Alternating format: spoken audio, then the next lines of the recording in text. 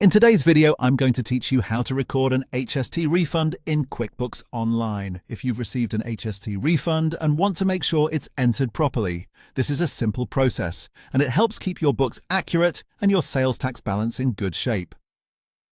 In this walkthrough, we'll first record the deposit manually, and then, if you use bank feeds in QuickBooks Online, we'll make sure the transaction matches correctly once it appears in your banking screen. To begin, go to the top menu bar and select New or Create, depending on the version you see in your QuickBooks Online account.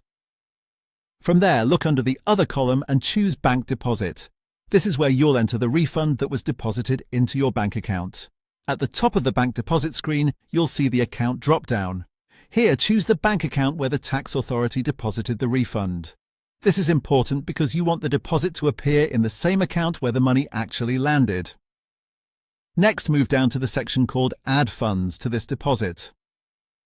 In the Received From field, enter the tax authority, such as CRA or Receiver General, depending on how you normally label it in your records. Then, in the Account field, select your GST or HST payable account. This step is what ties the refund back to your sales tax liability account, rather than treating it like regular income. After that, enter the exact refund amount in the Amount field. Take a moment here to verify the number carefully so it matches the amount that was actually deposited into your bank account.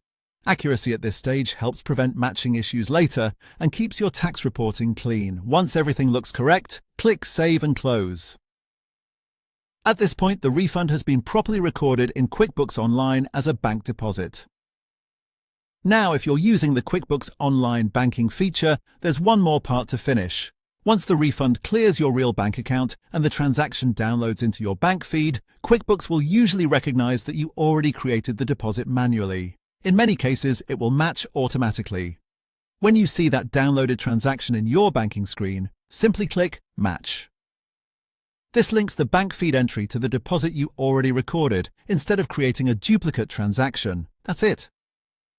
By recording the deposit first and then matching it through bank feeds, you'll keep your books organized, avoid duplicates, and make sure your HST refund is reflected correctly in QuickBooks Online.